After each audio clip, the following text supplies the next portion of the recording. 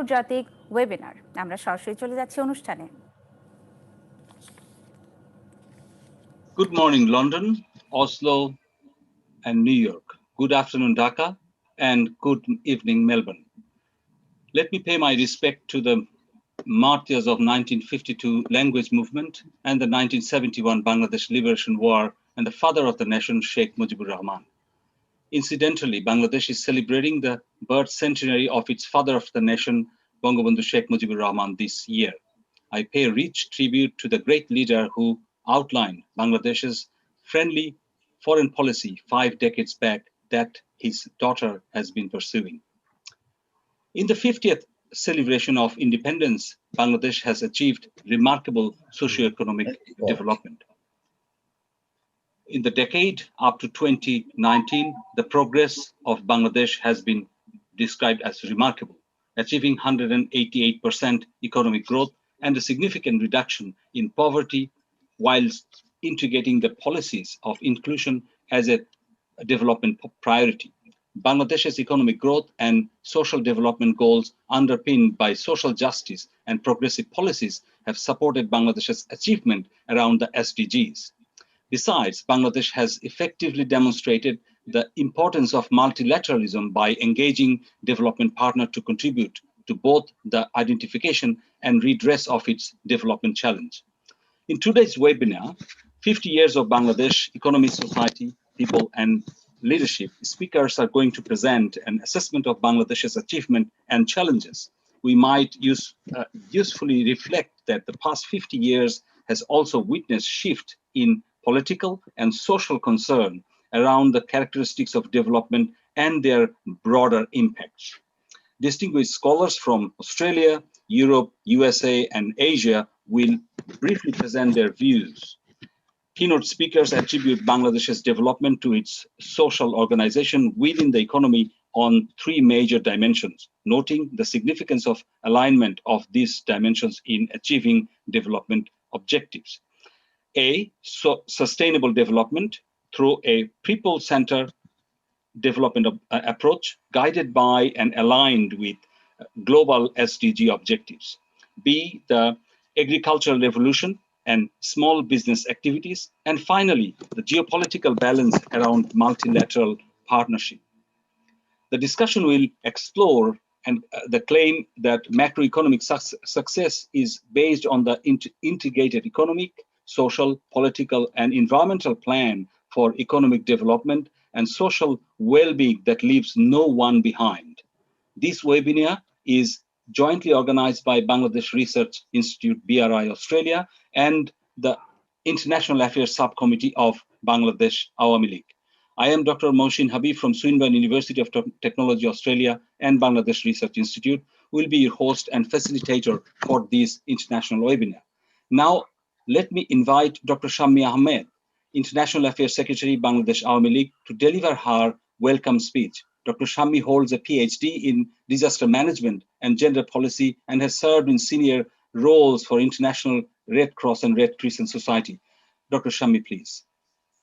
Thank you, Mr. Habib. Fellow colleagues, respected guests, and those who are watching us via electronic and social media, a very good afternoon to all of you. On behalf of the International Affairs Subcommittee of Bangladesh Awami League, I welcome you all to this special webinar on 50 years of Bangladesh, economy, society, people, and leadership. I'm pleased to have with us as keynote speaker, Dr. Diane Bolton, Dr. Eirik Johnson, and Dr. Andres Kaur, and as moderator, Dr. Atiur Rahman, an educationist and ex-governor Bangladesh Bank. Thank you all for joining us today. In today's webinar, we would like to highlight the journey of Bangladesh since its liberation in the year 1971 and the hurdles a new independent Bangladesh has overcome to reach today's successes. Although I can foresee that we have many more milestones still to achieve in the near future, the socio-economic achievement of this young country within such a short period of time is commendable and well recognized by the rest of the world. Not only in Bangladesh GDP, one of the highest in the South Asian region, despite the current pandemic, I am happily emphasize the prosperity, hard work, and spirit of the people of this country under the capable leadership of Sheikh Hasina. The emerging Bangladesh has become a role model for continuing economic and social improvement. In 2015, Bangladesh was finally labeled as a lower middle income country. In 2018, for the first time, Bangladesh fulfilled all three eligibility criteria to be excluded from the UN's least developed countries list. Today, we can be proud of the remarkable success the country has achieved in relation to the Millennium Development Goals. Bangladesh has continued to witness growth and expansion in industrial export, remittances, and agricultural production. We are now the world's second largest apparel exporter after China and the fifth largest recipient of cash remittances from all over the world. The garment sector is the largest contributor to the Bangladesh economy and employs about 4 million people, of whom 75% are women. From the mid-1970s to the mid-1980s, the country relied heavily on foreign aid, which accounted for 90% of its budget. The economic condition during that period is highlighted in the study by Dr. S.R. Osmani, Professor of Development Economics at the University of Ulster, in his article entitled The Food Problem of Bangladesh. The study stated that 76% of the rural communities of Bangladesh were unable to consume enough calories. Furthermore, an average rural household used to spend around 80% of its budget merely on food. I am glad to mention here that in our current budget, this foreign support is reduced to below 15% in spite of our huge investment for infrastructure development. Today, Bangladesh is a success story and labeled as Asian Tiger, which is a testament of our achievements. Our GDP growth has remained around 7% for the past 12 years, while the Bangladesh Bureau of Statistics has reported 5.24% growth in fiscal year 2019-20 despite the pandemic. Having satisfied the LDC status signifies that a country's per capita gross national income, human assets, and resilience to economic and environmental progresses are robust enough to enable sustainable development. In addition, the IT industry's success is central to the digital transformation and ongoing economic growth of Bangladesh.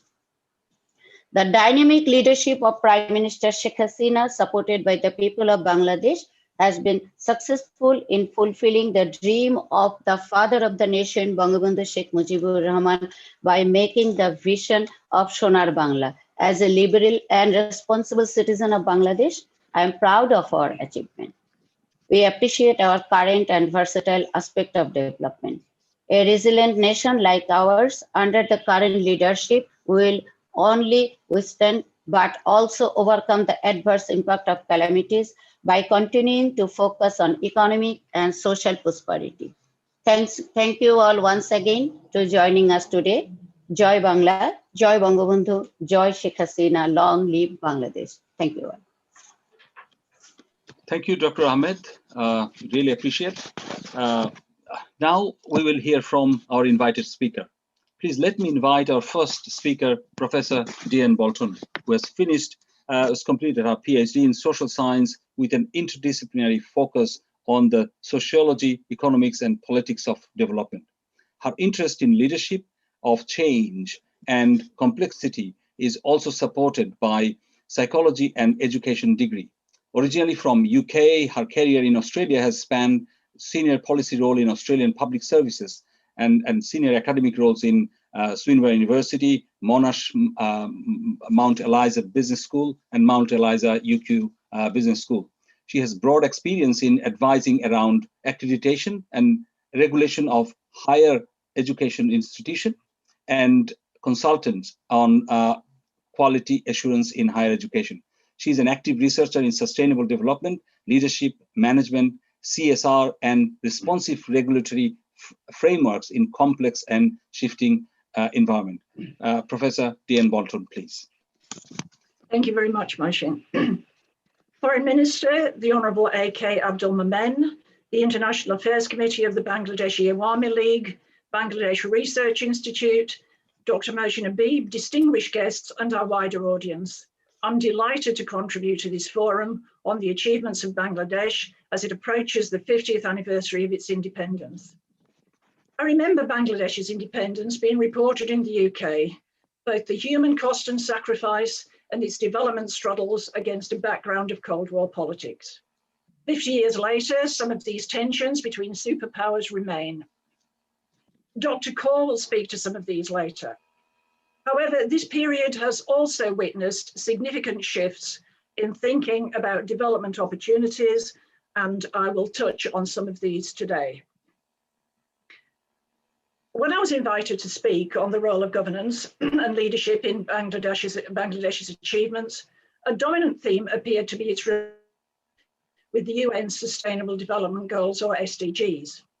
SDGs have been seen by both academics and practitioners as rejuvenating the debate around development strategy for nation states. So today I want to consider not only Bangladesh's achievements against SDGs, but also their influence on national development goals and the building of integrated capability for implementing them. So as background to my comments today, I'll make the following assertions. First, UN activity in 2015 was a turning point for rethinking development strategies. It witnessed the replacement of the Millennium Goals with the SDGs, the adoption of the Paris Climate Agreement, the Addis Ababa Action Agenda on Financing for Development, and the Sendai Framework for Disaster Risk Reduction. These dynamic agendas illustrated the integrated and unpredictable nature of global challenges for development planning. Second, Bangladesh's integration of equity principles into its development planning and its commitment to leaving nobody behind is allied with SDGs. An important consideration currently is the prediction by the World Bank that COVID will increase extreme poverty globally from an anticipated 7.9% to over 9% in 2020. Third, acknowledgement of SDGs across development partners is to some extent bridging politics and ideologies concerning the need for consistency and collaboration in achieving global, national, and local SDGs. The COVID pandemic has undoubtedly had a drastic impact on Bangladesh's economy, as many others. But this should not shroud Bangladesh's achievements to date, which have made it better placed than many nations to meet these challenges. Chomsky reminds us that looming catastrophes cannot displace our day-to-day efforts towards addressing social justice agendas. In September, the Honourable Prime Minister, Sheikh Hasina, noted the speedy response of a government stimulus package equivalent to over 4% of GDP. She also called on the United Nations to play a catalytic role in using its 2015 agendas as a coordinated roadmap to overcome this crisis. I shall now focus on Bangladesh's achievements within the SDG framework and identify a couple of tensions in its meeting both equity and growth goals. Over the last half century, global turbulence has fostered a more pragmatic and potentially less ideological approach to development, reflecting multilateral pathways to more integrated economic, social, and environmental agendas. Even in developed nations, populist prescriptions for economic growth are increasingly challenged by the transparent and complex global realities. The 1987 Brundtland Report noted that finding sustainable development paths required a renewed search for multilateral solutions to the downward spiral of economic, social, and ecological decline that was trapping poorer nations and also affecting sustainable development paths globally. It urged nations to recognize that sustainable development required combining the ideals of economic security, ecological integrity, and social equity, which had often been seen as contradictory. However, certain tensions were also foreshadowed. For example, new forms of collaboration are required around emergent problem sets as an antidote to self-serving technocratic solutions, often presented as unchallengeable to individual nations. I draw on these developments today in celebrating Bangladesh's achievements, described by some as a development miracle. It's widely recognized, but often understated, that governance capability to develop in a manner consistent with both its political and social objectives requires acumen and skill. But often the focus on the major gaps and challenges associated with governance reform can obscure achievements. This shouldn't happen today, as the achievements of the government and its leadership have demonstrated effective adaptation of the SDGs in setting and achieving targets and making transparent its future development agendas. I heartily congratulate the Bangladesh government and its leadership on these outcomes. At the 74th session of the United Nations General Assembly in 2019, the Honourable Prime Minister Sheikh Hasina noted the previous decade of expansion in GDP of 188%, but importantly, she also emphasised that poverty eradication and addressing inequality were integral to Bangladesh's development, as was an integrated approach to the protection of the environment, gender parity in education, enhanced educational quality, and population-wide health coverage. Specifically, the Honourable Prime Minister emphasised that multilateralism remains as the strongest panacea for resolving global problems and creating global goods. Bangladesh's 7th five-year plan integrated SDGs, aligning political and economic targets with moral and ethical prescriptions. At a local level, it adopted a whole of society approach to government machinery, NGOs, INGOs, CSOs, development partners, the private sector, academia, professionals, local authorities, and parliamentarians in assisting targeted use of resources locally. Government machinery aligned SDG agendas across ministries and divisions, harmonising support for integrated assessment and financing strategies.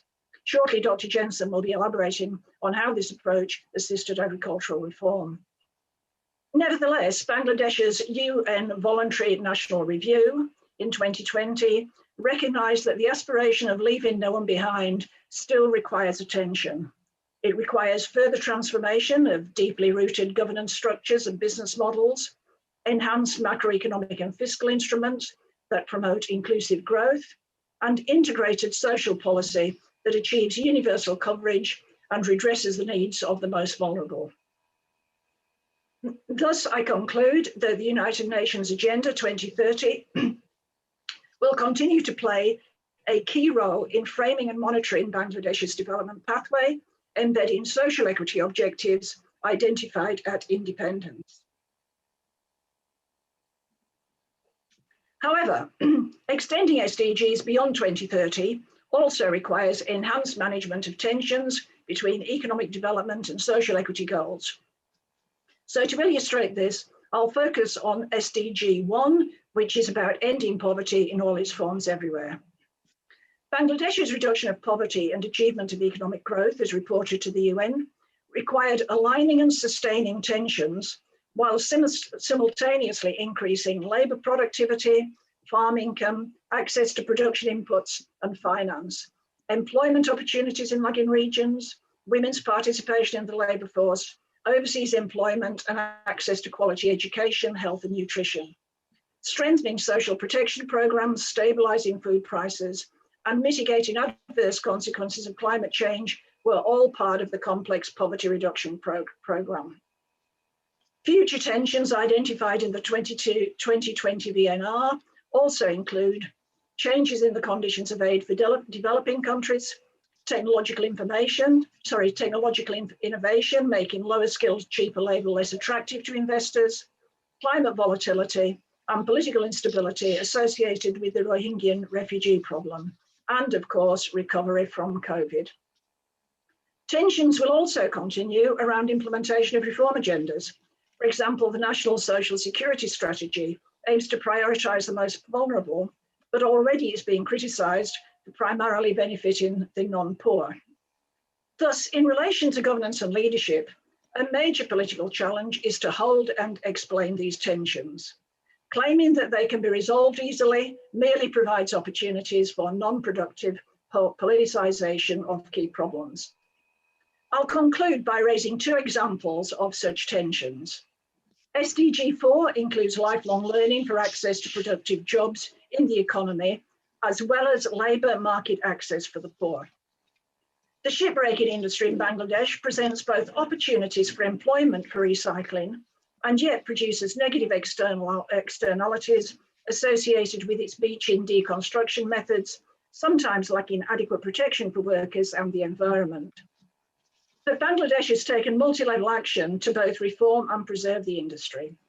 It's implemented regulation and legislation in accordance with international reform agendas, but maintaining a balance between preserving employment opportunities and increasing worker and environmental protection requires ongoing collaboration between government, regulators, the private sector, and CSOs to leverage market opportunities in a pro-social manner. In accord with SDG 17, this highlights the importance of partnership for sustainable development. SDG 4 also concerns education and human capital production. Although remarkable progress has been made in expanding primary education, tensions still surround higher education's contribution to development. Prior strategies recognized increasing demand for higher education, but they left private providers to meet a significant portion of this demand. So how does Bangladesh develop a human capital base that's relevant to its development needs when globally higher educators themselves are transforming so rapidly? Whereas in developed nations, marketization has generally developed within a highly regulated higher education system, this isn't the case in Bangladesh, where a highly marketized sector, characterized by tensions between quality and profitability, is developing at the same time as a regulatory framework. Developing a responsive regulatory framework will again require collaboration between both public and private stakeholders, agreeing on mutual value in the setting and complying with standards in order to obtain a social license to operate in the sector. So to conclude, in considering effectiveness of political governance and leadership in Bangladesh, its embedding of key SDGs within economic development policy has helped set and achieve inclusive and measurable development around sustainable development goals, including ensuring that containing the COVID pandemic and Agenda 2030 will go hand in hand, to which the Honourable Prime Minister has recently referred. Importantly for Bangladesh post-2015, the World Bank Group committed to a more strategic and systematic approach to working with client countries to deliver on SDGs through finance data provision and, importantly, supporting country-led and country-owned policies to attain the SDGs. Harmonisation across development partners was illustrated by its Vice President for Equitable Growth, Finance and Institutions, highlighting the potential contribution of China's Belt and Road Initiative, along with other initiatives, to speed up poverty reduction and enhance trade if accompanied by institutional reform. Bangladesh's leadership has a tradition of leveraging benefit from converging mindsets around global agendas. It's proved this by its achievements to date. The complexity of the global environment will further test political leadership of Bangladesh to hold these complex tensions while continuing to achieve development and equity goals simultaneously. However, in turbulent times, I would argue adherence to the SDG framework can still help make transparent the government's planning rationale and the range of benefits for citizens in achieving sustainable development that aims to ensure that none are left behind. Thank you. Thank you very much, Dai, for your perspectives, which frame the theme of the importance of multilateralism derived from SDGs and embedded across portfolios. Let me acknowledge one special guest in the room, Mr. Kabrul H. Tarafdar. He's the President and CEO of ASA Philippine Foundation. So he's joining us from the Philippines. So our next speaker, Dr. Eirik Johnson, has long and in-depth experience in working in Bangladesh.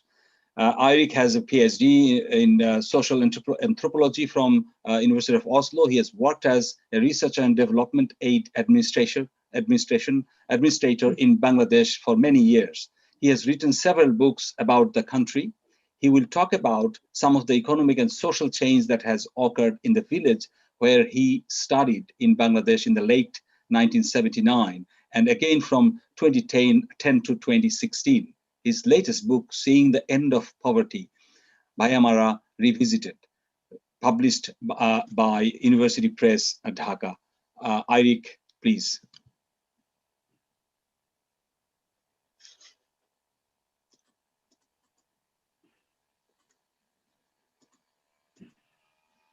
Eirik, you need to unmute, please.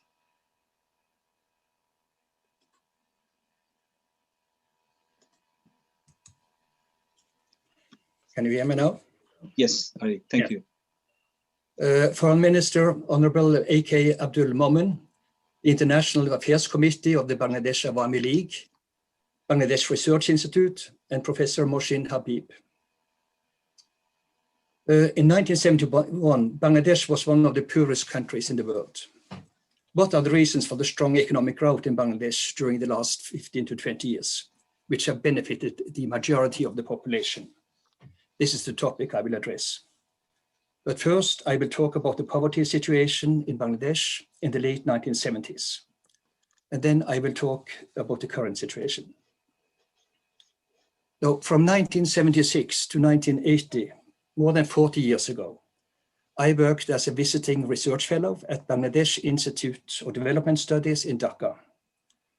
And there I participated in a major national poverty study which BIDS carried out. I was a social anthropologist and did fieldwork in a typical village for months at a time over a 4-year period. Most of the people in the village at that time were desperately poor, and they depended largely on employment and income from agriculture. And this was also the case in most of the 60,000 villages of Bangladesh at that time. The agricultural sector in Bangladesh was characterized in the 1970s by simple technology and a very low output. And there were few jobs outside agriculture. And the unemployment and underemployment rate was very high. In the 1970s, the World Bank estimated that 80% of the population of Bangladesh lived below the poverty line. What characterized the poverty situation in the country more than 40 years ago? I saw poverty daily in the village where I lived. The main manifestation of poverty for people was lack of food. Many poor families only ate 1 or 2 meals a day for long periods of the year. The nutritional situation was very bad, and many people became weak and ill. Child mortality was high, and life expectancy short. And one did not have to look far to find other evidence of deep poverty. Many people did not have access to clean water, and the sanitary conditions were miserable. The public health service in the village did not operate, and almost no girls attended the primary school, and the school was often closed. Now, among the developing countries in Asia and Africa, Bangladesh was among the countries that scored lowest on all the development indicators. The Bangladesh government and the international aid organizations were very pessimistic about the future for the country. I wrote a book about my work in Bangladesh with BIDS, which is named Rural Bangladesh Competition for Scarce Resources, on the basis of my fieldwork in the late 70s. And this book was very pessimistic about the future of Bangladesh. And at the same time, in the early 1980s, many books were published on the development of Bangladesh. And almost all books dealing with rural development and village studies, they're pessimistic about the future. Now, after many years of absence from Bangladesh, I returned to the country in 2009. And I visited the same village I had lived in during the late 1970s. And I was so happy to see sort of the great progress which had occurred in the village. And it came as a big surprise for me. So I decided that I wanted to go back to the village and do a restudy to find out what really had happened with the people I knew very well, the families I had interviewed for many years. So I conducted fieldwork in the village between 2010 and 2016. I spent a month there every winter and talked to the people I knew. Now, many of the old people I knew and grown-up people I knew, they had died in the meantime. But I talked to their children, and the children knew me very well. And all families in the village enjoyed a much higher standard of living. That was easy to see. Now, I've written about this also in my latest book, calling Seeing the End of Poverty, with a question mark, Weimar Revisited. One reason for the improved situation was that a green revolution had taken place in agriculture and that the production had more than doubled. The daily wage for an agriculture worker had increased by about 10 times since the late 1970s, and nobody starved anymore in the village. And the increased material living standard in the village was easy to observe. Houses that people lived in were built with aluminium sheets or brick, not bamboo and straw as before. The village had received electricity, and all the families in the village were connected. Half of the families had bought television sets by 2010, and almost everyone had a radio and a mobile phone. Many families had their own water pump, and the sanitary conditions were much improved. Not at least, many of the people in the village benefited from the new job opportunities that had been created outside agriculture. 1/3 of the men in the village worked or had worked in the Middle East and sent money back to their families. I also saw that many young women in the village worked in the textile industry. They also sent money back to their families. The public education and health system in the village had improved very much. A new school, very nice new school, had been built in the village. All children, boys and girls, attended primary school, and many continued to secondary school. Now, after I came back in 2010, then I could see every morning the roads in the village were full of young girls in fine school uniforms and with books under their arms. And this was quite an unthinkable sight 40 years ago. Health professionals visited the village regularly. All children had received a vaccination book. One nurse told us that 80% of the young married couples in the village used family planning methods. And both BRAC and Grameen Bank were active in the village. So these are findings from the village study. And then one can easily ask sort of to what extent is this village representative for other villages? And now there are about 88,000 villages in Bangladesh. And I think when you look at all national statistics, they confirm that the changes which I saw in this village, in Baimara village, had also sort of taken place in many of the other villages in Bangladesh. The Green Revolution, for instance, has taken place across all over the country. And the total rice production in the 1970s was about 12 million tons of rice. And today it's more than 36 million tons of rice. The daily wages in agriculture have increased many times. And most people all over Bangladesh eat 3 meals a day throughout the year. And millions of people are employed in the textile industry, especially women. And today, about 10 million people, mostly young men, are migrant workers and send back about 15 billion US dollars to their families every year. The life expectancy in Bangladesh has increased from 59 years to 72 years over a 40-year period. Now women give birth to an average of 2.2 children compared to 6 children in the 1970s. Almost all children are vaccinated and all go to school. Bangladesh has reached most of the Millennium Development Goals set by the United Nations. Infrastructure has improved across the country. Huge bridges and roads link the country together, and Bangladesh has become a large construction site. No other developing countries has given the voluntary organizations so much room for action. The large NGOs, Grameen Bank and BRAC, implement their development programs in most of the 88,000 villages in the country. And 20 million women participate in microcredit programs. Now, what is the reason why Bangladesh has succeeded in its development over the last decades? Of course, there are many reasons.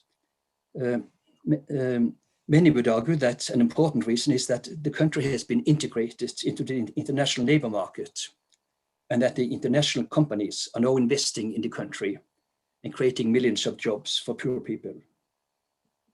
Another reason is that the most important development actors, the government of Bangladesh, the NGOs, and the international donors, have managed to cooperate well. Now, is the development in Bangladesh a sunshine history? I think to a large extent it is. But of course, Bangladesh still have challenges. The World Bank has estimated that in 2019, still 9% of the population, about 15 million people, live in extreme poverty. And also many million people live close to the poverty line. Bangladesh is also facing other challenges. The country is located in the world's largest delta region and is already strongly affected by climate change. Corruption is also a challenge. It's still widespread and at many levels. There are also challenges concerning human rights violations. But as I've said, Bangladesh have really achieved a great economic and social transformation during the last decades. And this is what I write very much about in this book here on seeing the end of poverty. Thank you. Thank you, Eirik, for so clearly illustrating the importance of empowerment of local voluntary organization in achieving significant agricultural reform. It's a lived experience, so important to achieve socio-economic development. Now, our next speaker, I would like to invite Dr. Anders Kaur. He will be talking about Bangladesh's foreign policy, complex interaction, and competing interest of three superpowers. Dr. Anders was educated in Yale and Harvard and founded Core Analytics to provide strategic analysis of international politics. He is a publisher of the Journal of Political Risk, which works with a wide variety of authors from Ivy League professors to Filipino peasants. His areas of expertise include quantitative analysis, public opinion, and international security. He has written a book on land movements and edited a book on South China Sea. His analysis frequently appears in media, including Financial Times, Wall Street Journal, New York Times, BBC, Fox, Bloomberg, Al Jazeera, Japan Times, South China Morning Post, and Straits Times. I'll welcome Dr. Anders to deliver his talk. Thank you, Mohsen. Assalamu alaikum. Foreign Minister, Honorable A.K. Abdul Momin, the International Affairs Committee of the Bangladesh Awami League, Bangladesh Research Institute, Professor Mohsen Habib, distinguished guests, media partners, including DBC, and listeners, what an honor to address you today. In this talk and in the spirit of cooperation, and as an American, I want especially to identify opportunities for the US and the West to be a better friend and development partner to Bangladesh. There is a saying, when the elephants fight, the grass gets trampled. Before and after 1971, elephants like the British Empire and the US and Soviet Union during the Cold War trampled through Bangladesh. Today it is the US, Europe, China, and India, but a new day is dawning. The Honorable Prime Minister, Sheikh Hasina, has in her most recent UN address followed Bangabandhu Sheikh Mujibur Rahman in supporting world peace and justice and an end to exploitation, deprivation, and oppression. The Prime Minister firmly supports world peace, solidarity, multilateralism, democracy, and human rights. She has said that, quote, friendship to all and malice to none is the fundamental principle of Bangladesh foreign policy. Bangladesh's growing economy is giving this message greater strength worldwide. Dr. Eirik Johnson has watched economic growth at the village level from 1976 to the present. As Professor Diane Bolton noted, Bangladesh is a development miracle with 188% GDP growth in the past decade. Where we may disagree is on the effect of China's Belt and Road. I see it as closer to mercantilism than to international development. While the US and Bangladesh have been on opposite sides in the past, the world's geopolitical architecture has fundamentally reversed with China's rise, its reach for hegemonic power, and the consequent US-India Defense Pact signed this week.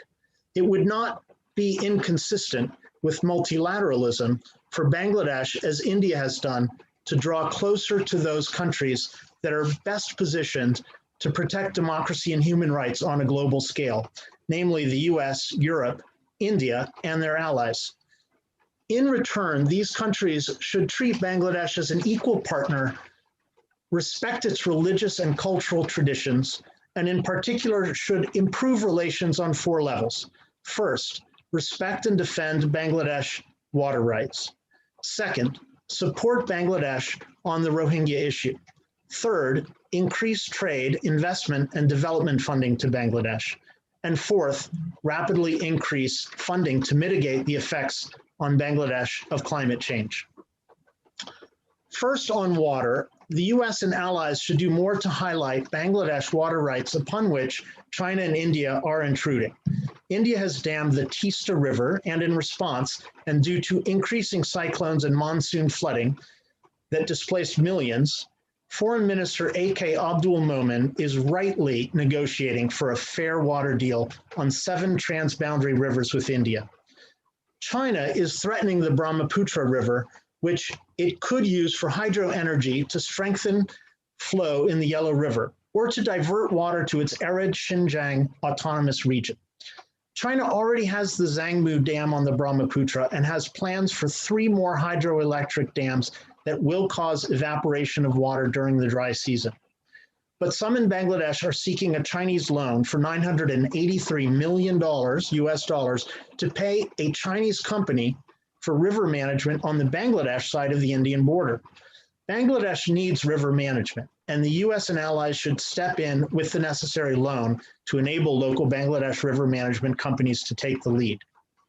The international community should support and enforce international law, namely that upstream countries should not be allowed to decrease flows to downstream country people who have depended on those flows for centuries. Second, on the Rohingya crisis, the US, EU, India, and allies must work harder to help return the 1.1 million Rohingya refugees who fled across the border from Myanmar. The Honorable Foreign Minister, A.K. Abdul Momen, has obtained the strong cooperation of, most recently, Canada and the Netherlands on the Rohingya. He diligently lobbies all countries, including ASEAN, Thailand, Philippines, and Japan this month, for strong support of the voluntary, early, and dignified Rohingya return.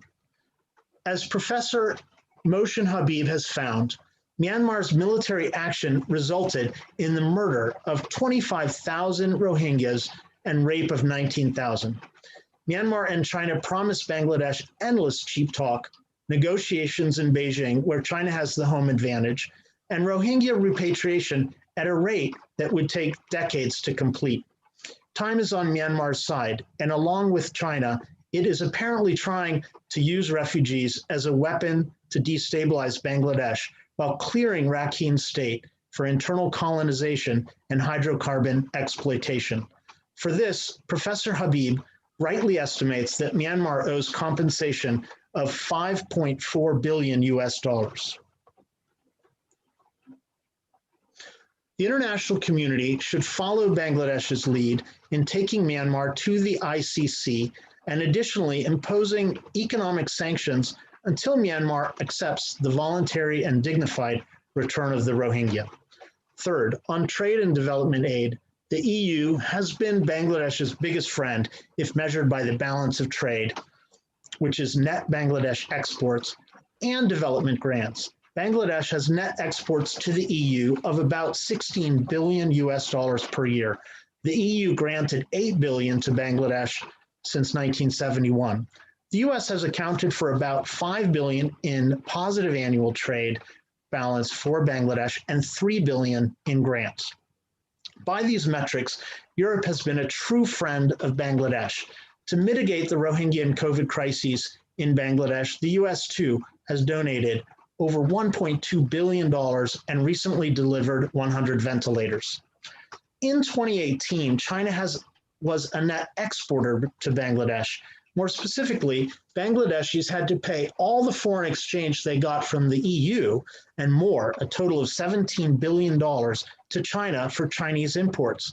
That money could instead be used to develop Bangladeshi businesses and jobs in Bangladesh or support other countries that value democracy and human rights, as does Bangladesh. If that principle were applied globally, the flow of new investment would bypass China and go to tolerant and democratic countries like Bangladesh. China and India could bring trade into balance if they remove their non-tariff barriers.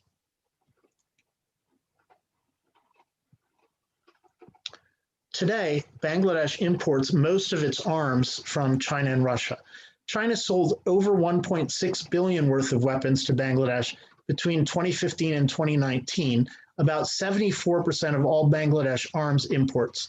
Military dependency on Chinese and Russian imports could give them significant influence, drawing Bangladesh away from its democratic friends over time. Industrialized democracies can and must join Bangladesh by subsidizing and tailoring their exports to Bangladeshi needs, removing the incentive for Bangladesh to resort to other countries. Fourth, on climate change, China, the US, and the EU must limit greenhouse gas emissions that are causing a sea rise and massive flooding of scarce Bangladesh arable land. During rainwater floods in July, an estimated 24 to 37% of the country was submerged. Millions were displaced, a cost that should be borne by industrialized countries most responsible for greenhouse gases. China is responsible for 27% of all greenhouse gas emissions, and the US has the highest per capita level of greenhouse gas emissions of the big emitters. The 2015 Climate Change Accord promised $100 billion US dollars annually in aid to poor countries that bear the brunt of climate change. As the Honorable Prime Minister argues, that money should be paid immediately to mitigate the already mounting costs to countries like Bangladesh. To conclude, in the complex and ever-changing geopolitical landscape, Bangladesh and superpowers like the US, EU, and India must form a new and equal partnership for broader economic exchange, development, and a stable South Asia. Thank you for the honor of presenting today to such a distinguished audience. Donabad. Thank you very much, Andres, for presenting your insights concerning Bangladesh's significance to the US and your suggestion on how this interest could be could play a greater part of US support. Now, let us quickly move on to the next session because we're running out of time. So the next session we have two discussants, and we will invite our first discussant, Dr. Atiur Rahman. He's known as Poor People's Economist and Green Governor. Professor Atiur Rahman is a many-time awarded, central bank governor with a human face. He went to SWAS, University of London, as late as the 1970s and got his PhD in 1983. And I must mention that he was one of the distinguished professors invited to examine my PhD thesis 13 years back. Today, I can only highlight a few achievements from his very impressive long CV, sir. Thank you. And he's the best governor awarded, Asia Pacific. He's the central bank governor of the year in 2015, winner of Gusi Peace Award from the Philippines, Indira Gandhi Gold Plaque, and many others. I'm not going to be able to continue this, but please let me invite Dr. Atir Rahman to speak. Thank you, sir. Thank you, Dr. Mohsin Habib. Honorable Foreign Minister, distinguished paper presenters, other participants, excellencies, ladies and gentlemen. It gives me enough pleasure to participate in this webinar where policymakers, international thinkers, academics, and practitioners are participating.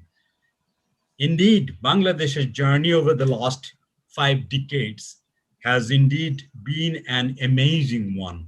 Such discourse, on the one hand, gives us an opportunity to evaluate the achievements in an objective manner, and on the other hand, helps us in further understanding the challenges and opportunities that we need to focus. I consider this to be an especially opportune moment as we are observing the birth centenary of our beloved father of the nation, Bangabandhu Sheikh Mujibur Rahman, who envisioned Bangladesh and led the process of materialization of the dream. At the same time, we are also going to celebrate the golden jubilee of the birth of Bangladesh. We have already heard 3 papers from the 3 globally acclaimed thinkers and practitioners. The first, Ms. Diana Bolton, in her paper, has conceptualized Bangladesh's development path with special focus on the country's performance in terms of attaining the SDGs. She has pointed out how the international communities of the SDGs have been integrated into the political and economic aspirations of Bangladesh, along with the moral and ethical prescription. This discussion will be especially useful in understanding the extent of inclusiveness that has been built into the overall development approach of Bangladesh and adhered to by the stakeholders, government and non-governments alike. Voluntary national reporting, as she mentioned about, has already been presented and gives the results-based monitoring of SDGs and also highlights the challenges. She too has highlighted some of the tensions, which I think are the challenges, and we should focus on them. Climate change has been particularly addressed by all the presenters, and I thought 2015 Paris Climate Agreement was a moral compact for the whole world, and we were almost moving in that direction. But suddenly this pandemic came in and really created a lot of challenges for that happen. But even then, our Prime Minister, who is the champion of the earth, has been pushing hard on the adaptation issue and climate change issues, and she is now the global voice of the deprived for the climate change. While there has been significant rural to urban transformation in Bangladesh, still most of the Bangladesh population, nearly 65%, are residing in the rural areas and are relying on rural economy. Hence, grasping the socio-economic transformation in rural Bangladesh is pivotal in understanding and learning from the development experiences of Bangladesh. This is where the second paper by Dr. Eric Jensen comes in. And he's a good friend of mine. We have worked together in BI days. I have been to his village in Manikganj, where he used to stay. And he has briefly yet precisely portrayed how the macroeconomic success of Bangladesh as an economy has been translated into improved living standards in rural areas of the country. And he has rightly highlighted some of the key achievements in terms of particularly the agricultural productivity and production, remittances, and how the rural-urban migration. So this is an excellent presentation that we heard. Finally, Dr. Andres Kaur, in his paper, has shed light on the complex interactions of Bangladesh with global political and economic powers. He has rightly gone beyond mapping the challenges of the competition in the global market and outlined the emerging opportunities of cooperation. Indeed, Bangladesh must focus on forming new and equal partnerships with the global actors in the complex and ever-changing geopolitical landscape. This is an area where His Excellency, the Ambassador Jamir, probably will focus, and our Foreign Minister will be also focused. Bangladesh, of course, is following the fundamental principles of foreign policy laid down by Bangabandhu, which Dr. Kaur has already mentioned about, which is anchored on friendship to all and malice to none. And equally, our Prime Minister has also been pushing that multilateralism, peace and justice in the foreign policy. And in addition, Bangladesh also follows open regionalism and keeping the national interest at the core. And I'm sure the foreign affairs experts will focus on them. Certainly, Bangladesh's story is still unfolding. It is yet to be told.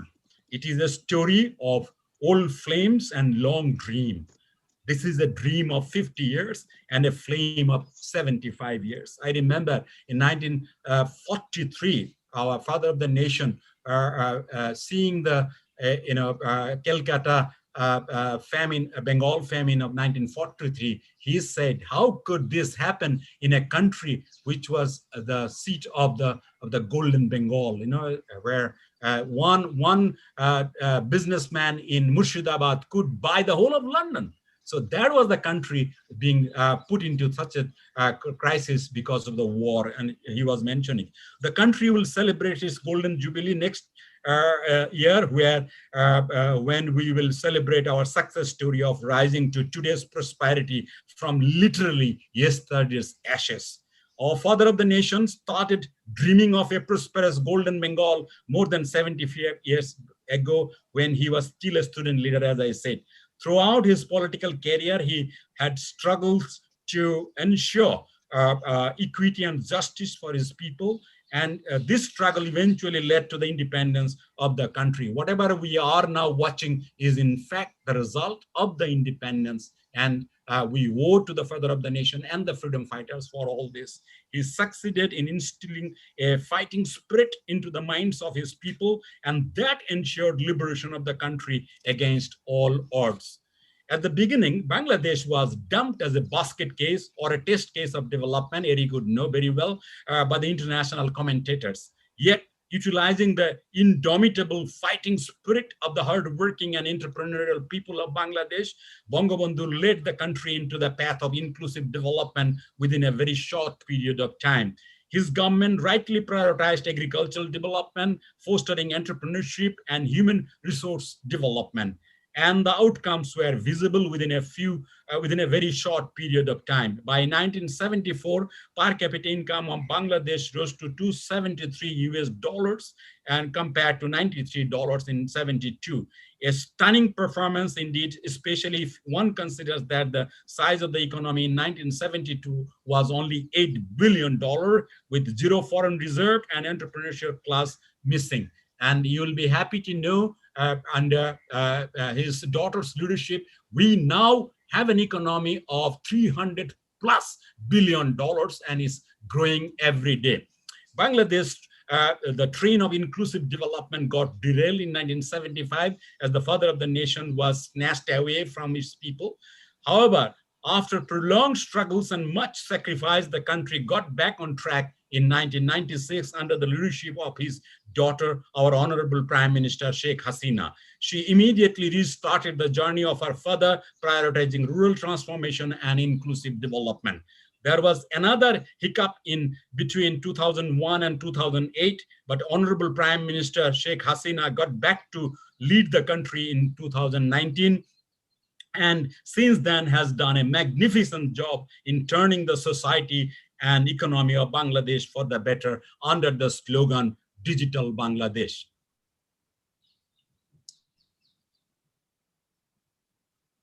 As a result, Bangladesh has become an example of inclusive and sustainable development for the rest of the world. Thanks to enhanced digital connectivity, Mohsin, I can't hear you. Are you telling something? Okay. Thanks to the enhanced digital connectivity, financial inclusion, and extended social safety net programs over the last decade or so, Bangladesh per capita income has been rising at a faster pace compared to its neighbors. And by 2030, it is expected to be $5,700, surpassing India. In fact, it has already surpassed India this year, but this will continue. It will be a neck-to-neck fight for many in the coming years. The economy has already surpassed its Asian peers in terms of key macroeconomic indicators. It is the fastest growing economy, 8.15% last year. Inflation is under control, 5 to 6%. Public debt has remained low. Foreign debt is about 15 to 18%. And a very healthy foreign reserve has been maintained, $41 billion now.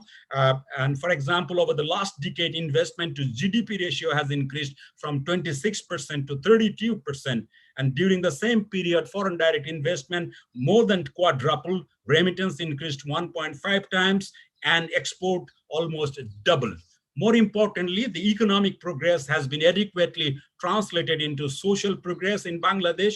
Poverty has come down from 32% to 22% recently, and extreme poverty has come down from 20 to 11%. Of course, this pandemic has created some hurdles for us, and there may be some spike, but definitely we are on it, and we will be pushing our strategy to contain it. Fertility rate has reached an almost ideal situation, 2.1.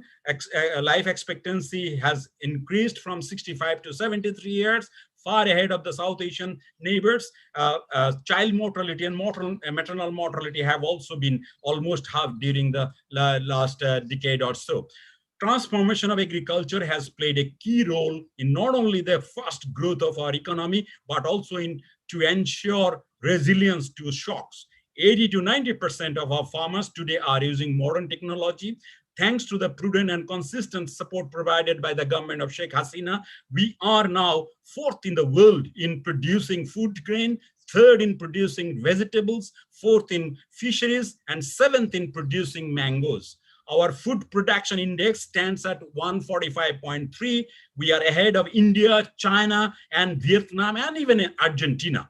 This success in agriculture, on the one hand, has ensured supply of food and export earnings, and on the other hand, has contributed in bolstering domestic demand for goods and services in the rural areas. Steady performance of our exports and remittances have also played a driving force behind our macroeconomic success. Our export growth has been better than most other Asian countries. Remittance performance is also similarly better. Inflow of workers' remittance to rural Bangladesh has contributed to a vibrant rural non-farm economic base in the country. 60% of the rural economy really come from non-farm sources. And above all, good fiscal management has also contributed to macro stability and growth performance. Bangladesh macroeconomic stability has been stunning, anchored by good fiscal policy, and that continues to be the case. Despite our not so good performance on the revenue side, fiscal deficit and public debt have been contained well below what are considered sustainable. This development marathon must continue unabated, and we should remain focused on the dynamic shifts of our economy that are already in motion. We got to continue our policy support for easing the rules and regulations for both the entrepreneurs and the people who take the services. In fact, easing of business and governance services is itself a better stimulus than just pouring in money already. For that matter, we must remain supportive of the changes that are already taking place and may have been accelerating in the changed context. And I must mention the smart move which the government led by our Prime Minister and the central bank made in terms of easing the liquidity situation in the country through the 21 stimulus package, which is unprecedented, about 4% of the GDP. And even it is going on, even yesterday, $1 billion plus have been poured in through the stimulus package. This only could be possible because we had this robust reserve situation and also low debt GDP ratio, and as well as the the far side of the leader. Leadership matters here actually. You have to have the guts to take the decision at the right time in the right proportion, and that's what our leader has taken. And the country is now in the 8th fastest running country in the world, 4th in Asia, and the 1st in South Asia. And of course, there are challenges, as mentioned by most of the speakers, particularly our infrastructure deficit, and also our education and skills development in terms of revenue and diversification of exports. These are there, and we'll have to mention that. I will end by just pushing a few of the policy agendas that our government is already on, and we want them to continue. Firstly, we need to continue investing more in agriculture, which is now cereal plus, including horticulture, fisheries, poultry, and livestock. You won't believe it. The livestock has developed so much that rural, farms, the livestock farms are providing so much of employment. About 80% of our demand, we are really meeting from our own resources. This was not the case. In fact, our neighboring government, in fact, cracked down on the inflow of the livestock at our benefit, I would say. We have been doing so well now. Change energy mix in favor of renewables, if possible, by making more public investment in green energies. And as a champion of the earth, our government, our prime minister has been pushing, public finance, solar energies, and a number of projects are in the pipeline coming up. And we want to continue to support ICT infrastructures and encourage more related startups, our young entrepreneurs, the digital entrepreneurs. Finally, improve supply chains, both domestic, regional, and global, utilizing better inclusive diplomacy and digitization of customs and tax regulators. Improve revenue collection mechanism by enhancing the capacities of the human resources and further digitization, so that the tax GDP ratio demonstrate visible spike. It is still low. We are it is a bit unfortunate that it is going down. We should really go up. Focus on infrastructures as the force multiplier for growth. And government has been doing a number of mega projects she has already taken up. The government's prioritization on mega infrastructures, particularly the Padma Bridge, which is almost on site, metro rail, Matarbari Energy Hub, and special economic zones will emerge as the game changers in taking Bangladesh to a higher growth level by attracting more FDI and as well as domestic investment, which we may not have comprehended yet.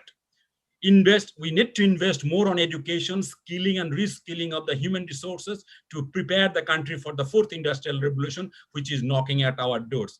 And of course, we must keep the macroeconomy highly liquid and stable, as we are doing now, remaining bold but cautious without becoming extra sensitive about growing fiscal deficit at this stage of the recovery. In fact, I heard our Prime Minister saying that we will go at any length to support the entrepreneurs, so that the employment are secured and Bangladesh moves on even in these difficult days. And of course, leadership matters. Both the leadership style of Bangabandhu and her father and her daughter really have been taking us forward, and we want to keep the momentum. Thank you so much for organizing this and allowing me to share my minds. Thank you so much. Thank you. Thank you, Dr. Atir Rahman. It was almost a motivational speech. Thank you for your. I'll now like to invite our last discussant, Professor Masudur Rahman, to discuss further on our keynote presenters. I'm saying my apologies because I could not keep the time. And thank you, Honorable Minister, for being with us for that long. I'll just not take more time. I'll just say Professor Masudur Rahman is a emeritus professor in University of Nordland. We have been working together for several projects over the years. Thank you. I'll just over to you, Professor Masudur Rahman. Thank you, Honorable Foreign Minister and distinguished key presenters, keynote speakers, and audiences. And I must thank you for giving me this opportunity to share some of my views. Though time limit, I will make it very short. And instead of, I had even longer list of success list here, but I don't want to repeat those. I just want to add something more that was, post-independent Bangladesh has achieved. Even with that, we can see not only that life expectancy has increased, it was in fact for the poor as well, because they were almost destined to be early. Child mortality has been reduced. Child labor has been reduced. Those are the things I want to really do. And the young generation, they have become more innovative. I found that some young generation where they find new avenues for their livelihood. They don't really want for getting a job because our labor market is too packed. Anyway, so what we found that in fact, to start with this, some sort of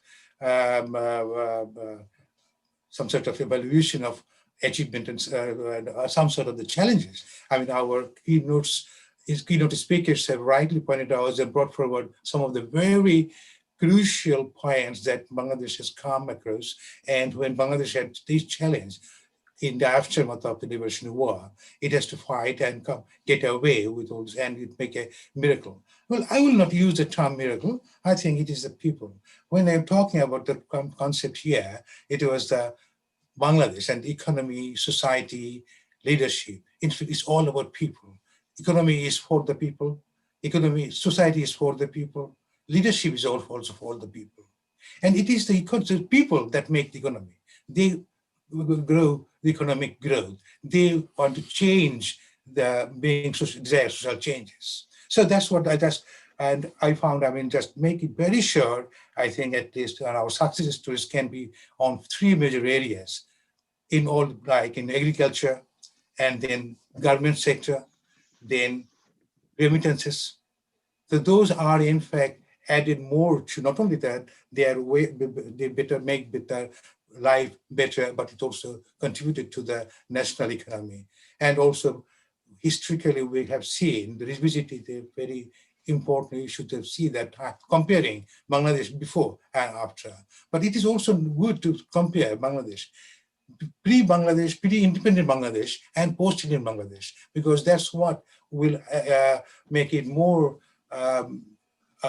clear-cut, but what we have achieved, because independent Bangladesh had really achieved what it meant to be achieved before liberation. I would, in fact, look at this, some sort of all those. I would definitely agree with all those points brought forward by the key speakers. And but one major question, I found that too much emphasis on the economic growth. Economic growth is important, but economic growth is not the panacea of development. It is, if the growth result may not be shared by everyone in the society, that will not really some sort of development, we have to say. So in order to make growth, and we also think about what we have achieved, we must move forward. In order to move forward, there are some challenges. We have to make some of the best resources we have, the demographic dividend. Bangladesh is one country, unlike many other developed countries, where developed countries, they have a major portion of people are elderly people, they're no more productive. Bangladesh has a productive working forces, underage. Bangladesh have a bright working future, and these young group, they will contribute, they expect to contribute. In order to make them contributive, and if they can contribute further, you have to provide the opportunities. Education is very important. Provide them with the skill, technical, technological know-how. Not only that, providing the general advice, that is also important, so that they can, in Bangladesh situation, we can find there's a mismatch of higher educated young people and labor market. Labor market cannot absorb the highly educated people, but they are also lacking. There's a crisis of skilled labor in the market. When Bangladesh also depend very much on remittances from outside, then also it is also, we can send the skilled labor. they can work with dignity in outside the country. So education system needs one, that is one challenge. And then again, we have to think about more about, as everyone has highlighted, the importance of agriculture. Bangladesh had been always hundreds of thousands of years. It's a mainly agriculture product. That is the competitive advantage Bangladesh has. So I think more emphasis on small scale agriculture production, and that will compete to the macroeconomy. So again, emphasis on the small is beautiful. Not only beautiful, but bountiful. Thank you very much. Thank you very much, Professor Masudur Rahman. Now we will hear from our chief guest, His Excellency Dr. A.K. Abdul Momen, Honorable Minister of the Foreign Affairs, Bangladesh government, to comment on, amongst other issues, Bangladesh's multilateral approach to development, and particularly the role of foreign affairs. Professor Dr. A.K. Abdul Momen has a PhD in economics, MBA from Northeastern University, MPA from Public Administration, Public Policy and International Economics from Harvard University, and LLB in Law and MA in Development Economics. And at last, he had a BA honors from Dhaka University. He has been a successful academic, administrator, and diplomat. He worked as an economic advisor at the Saudi Industrial Development Fund under the Saudi Ministry of Finance and National Economy as an expert, and has worked in World Bank, United Nations Development Program, and so forth. So he was Bangladesh's permanent representative to the UN in New York. Today, I can only highlight a few achievements of his prolific, CV, an impressive CV. I'll just welcome Honorable Minister to deliver his talk. Thank you, sir. Thank you very much. Maybe distinguished participants, scholars, researchers, excellencies, ladies and gentlemen. Before I start this lecture, I must thank these few, panelists and speakers, Professor Diane Bolton for her wonderful, and very encouraging speech. And I must say, Andrew Carr, and his new vision, his suggestion to gain from a group comprising USA, European Union, India, and Bangladesh, a very thought-provoking proposal. And of course, Dr. Eric Jensen, I had the privilege to read his book,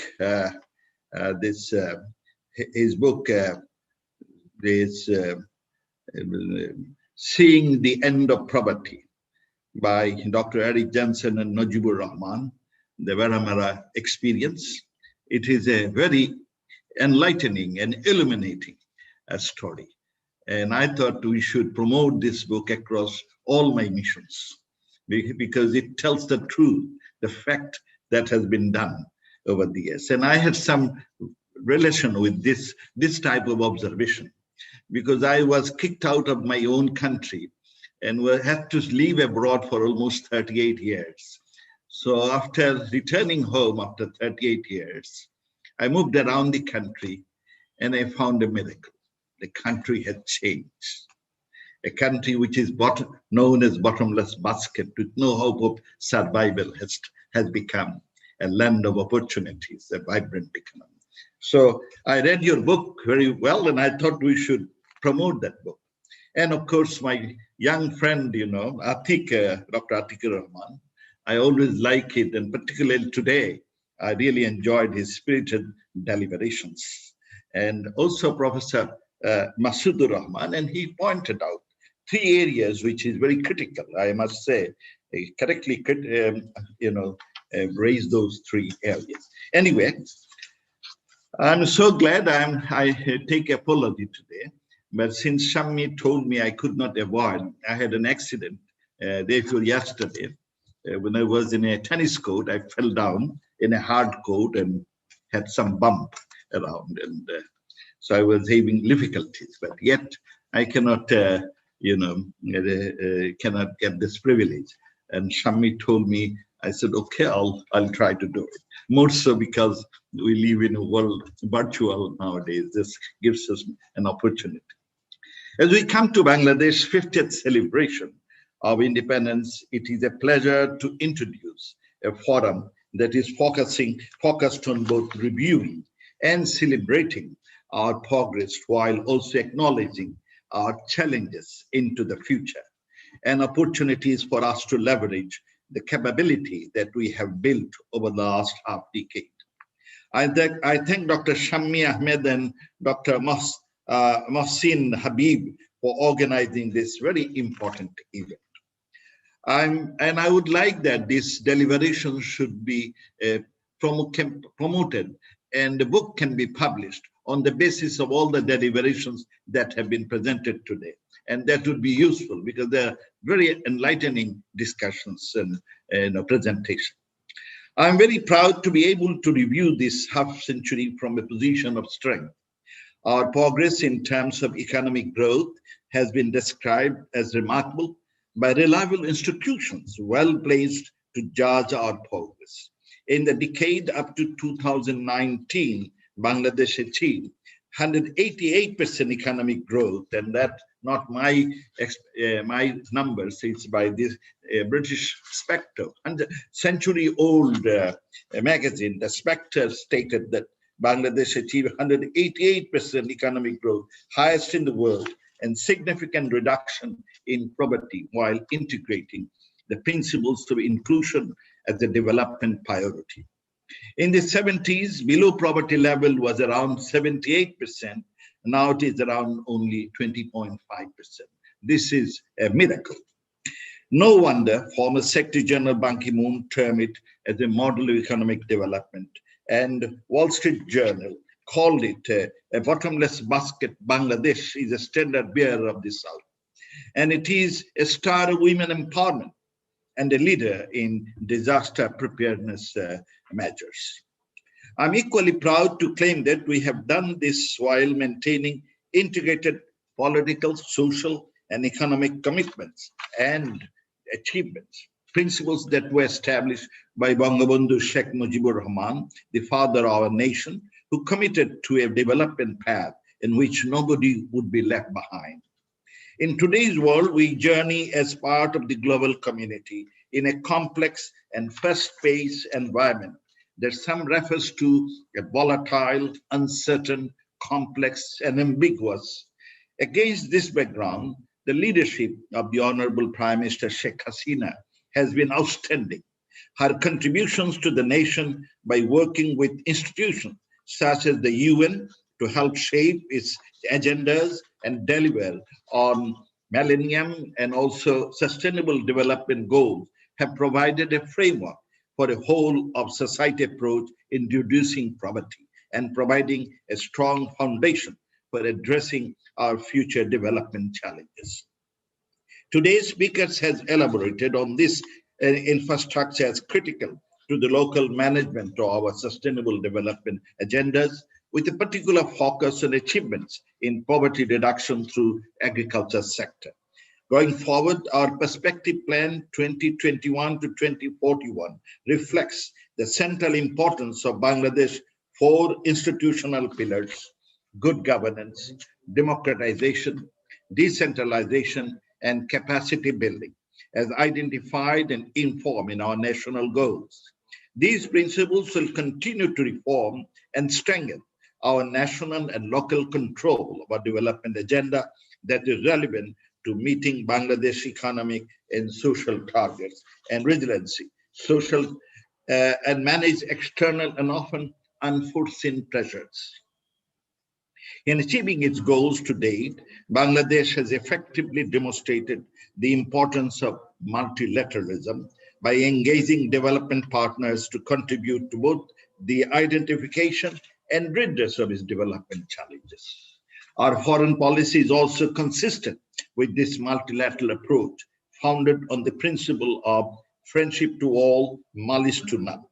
We shall continue to demonstrate autonomy around our own development paths while engaging in mutually beneficial development strategies with development partners and respecting each other's agenda on economic, social, and ecological approaches to growth and development.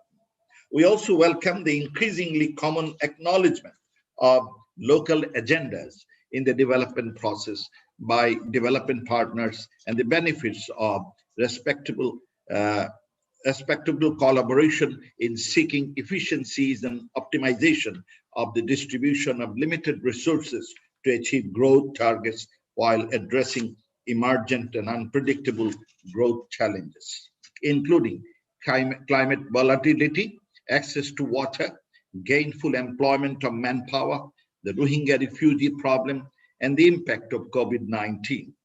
Our progress in the last half decade has been built in the wake of many forms of crises. Bangladesh's achievements to date demonstrate that it has built resources and capability to leverage opportunities, adapt and grow even in adverse circumstances. It has become a land of opportunities, a vibrant economy. But we cannot be complacent, as still today, nearly 33 million people in Bangladesh live below the poverty level. And with development, we may face newer challenges, emerging problems. However, given our geopolitical situation, and we have a very determined leadership, we have the right leadership, and no wonder we can try to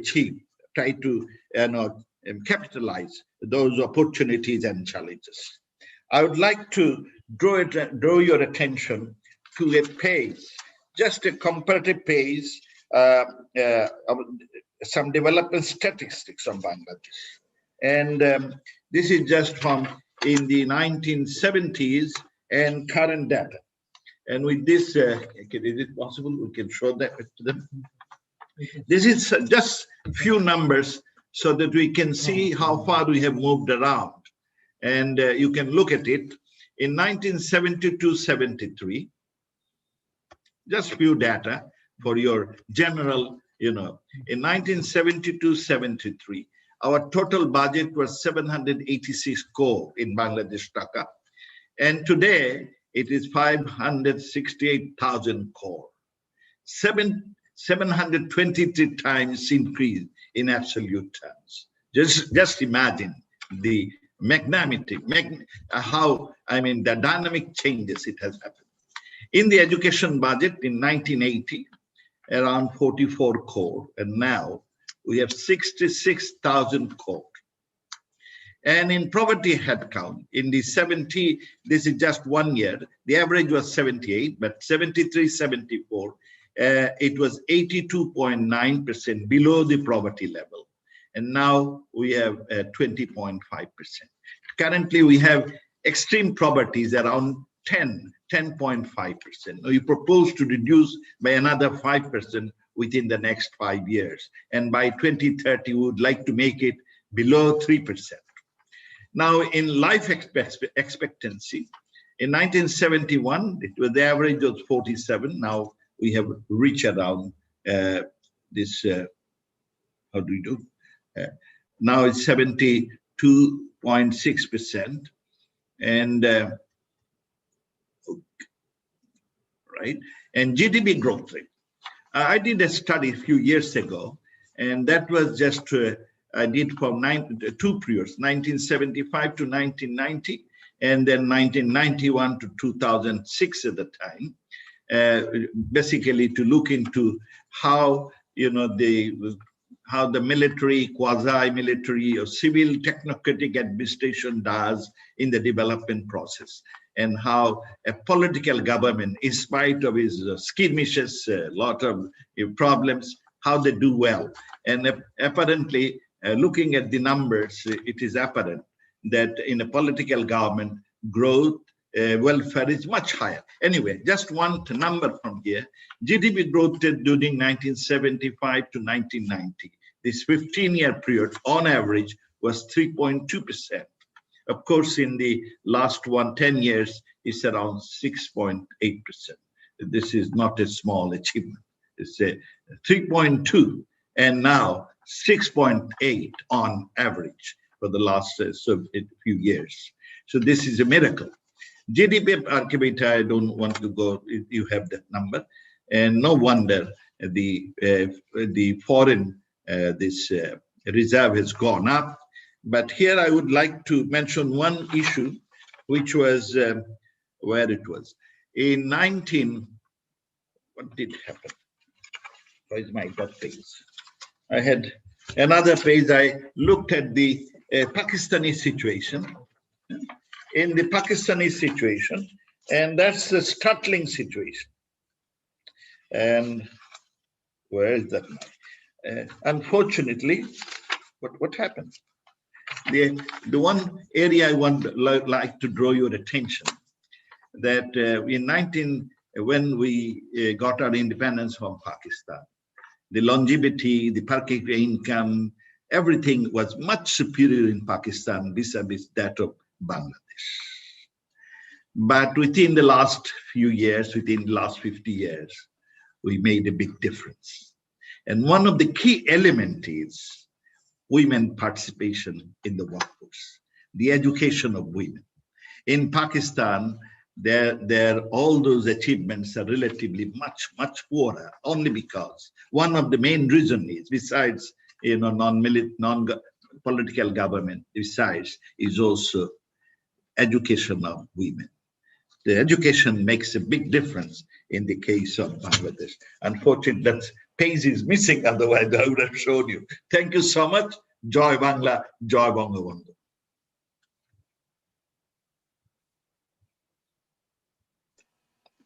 Thank you, Honorable Minister, for your analysis and deliberation as on our keynote presentation. I must say that you are truly an academic in that the deliberation. The data that you presented much more rigorous than we three academic has presented in this session. Thank you very much, sir. Now I will invite Ambassador Mohammed Zamir to make a closing remarks.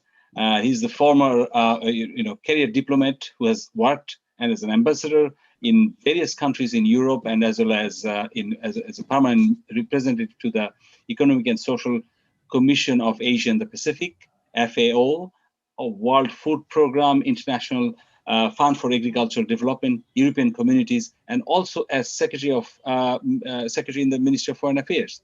Ambassador Mohammed Zamir has been elected as a new member of OIC Independent Permanent Human Rights Commission based in Jeddah. Thank you very much, sir, for joining us, and invite you to deliver your talk. Thank you very much, Dr. Habib.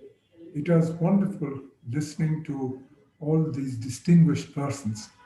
And I particularly feel very involved because I had the great opportunity to work with Bangabandhu Sheikh Mujibur. I was a chef de cabinet for some time, and I had the great honor of receiving him in Claridge's Hotel when he came out from Pakistan and arrived in London. And before that, I was in the Pakistan Foreign Mission in Cairo, and my wife and myself, we had come over to London seeking our political asylum. But then when I came back to Dhaka on Bangabandhu's orders, he said that you must come and help me start the desk on India. And he arrived on the 10th of January from London via Delhi, and I arrived in Dhaka on the 21st of January 1972. And I still remember that he called me in Road 32, where he was staying, and said that you take over the desk of India and start the first file on India. And that's how it all started. But the interesting thing is, at that time, I had a very interesting discussion with first it was Jane Dixit, who was the Indian acting High Commissioner. But later on, there was Dr. Shumimol Dotto. And we were all discussing about the great difficulties the government was facing and the country was facing. And he said something very interesting, new High Commissioner Shumimol Dotto. He said, the glass is never half empty.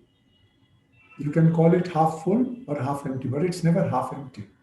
If you put a rose in the water and then you cover the glass, the rose will continue to live. And that's because there is oxygen in that area where you think it is empty. So today, when I was listening to all these very distinguished people and scholars, and also to our Honorable Foreign Minister, I was reminded of that how Bangabandhu, I had written a whole piece. I have this whole piece which, because I write for various newspapers, I've written 27 books and all that, but it's totally material compared to what I've heard today. And to listen to all of you and your own practical experience, that has allowed me not to speak too much, because all of you have spoken and touched on points which are so important.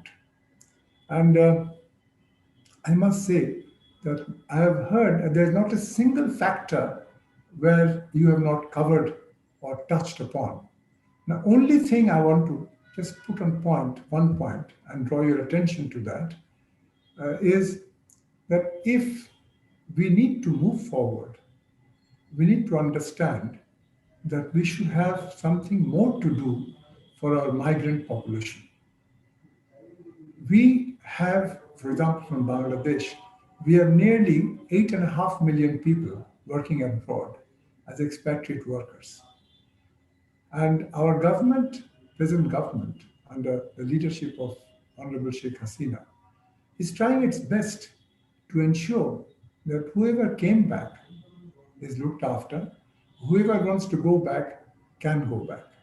But as a person who has also been involved in various areas, I would like and appreciate very much if, for example, in order for us to move forward together interactively through interactive engagement, we all decide to share the crisis which has been created by COVID and the pandemic, by not closing our doors, but by encouraging everyone to come, to share, and to move forward.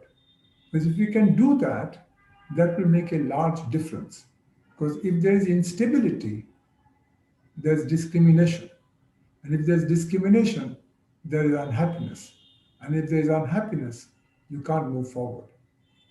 I was telling this the other day to someone who rang me up, because I write for quite a few newspapers, and some of that is also translated. It's printed in Italian in Corriere della Sera from Milan. It's printed in Le Monde from Paris. It's also printed in Al Haram in Cairo. And they brought it to my attention. They said that in order for any country to move through and move beyond at this point of time on the pandemic, we need to have, as I pointed out, as this one small thing I'll just say, there has to be not only emphasis on education and good foreign policy, and we have heard about friendship for all and malice to none, and social justice, but equal opportunity. But if we can arrange for equal opportunity, and we can arrange for specialization, and in that case, in terms of digitalization, we will see that we are moving forward with great dignity.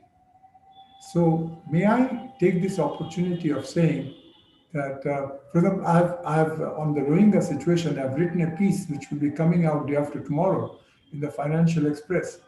I've said the stigma of the Myanmar election, and what is not happening should not happen there. And there are countries which are saying that we will have, we are neutral and we are going to help and do this, but it's not happening that way. And it's not enough to just, as our Honorable Foreign Minister has already pointed out very correctly, it's not that we want money to keep them. The thing is that they should be sent back, the Rohingya population should be sent back to Myanmar. They should feel that they should be able to go back safely and live there with dignity. That is what is required. And I had mentioned at one time, I mentioned it very clearly to the American ambassador who was visiting from Delhi. So the American ambassador in Dhaka had invited me to have dinner with him. And I said, it's very simple. If you want us to move forward proactively, we must understand that we must have equal opportunity. At the same time, we must show dignity and justice to everyone else. I have been to the various camps in Cox's Bazar, and I have been to Kutapalong camp and various other places. And I must admit that our Honorable Prime Minister has been more than kind in looking after them.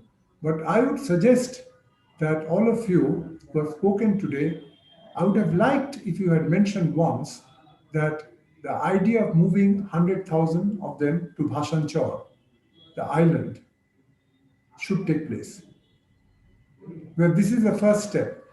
And then the second step would be that these people who have been cleared already by us and who have presented IDs and certificates that they are from Myanmar, they should be sent there on their way back to the Rakhine state. But for all of this, you need to say that, okay, we do not want a veto in the United Nations Security Council to stop that. What we want is equality of opportunity. Gentlemen, ladies and gentlemen, it's been a great honor for me to listen to all of you and for you to share your views. I'm particularly pleased that our Honorable Foreign Minister has very kindly come, and I feel very sorry he fell down and hurt his forehead while playing tennis. I had a long history of playing with his elder brother, Mohit Bhai, in Dhaka Club from 1969 and 68.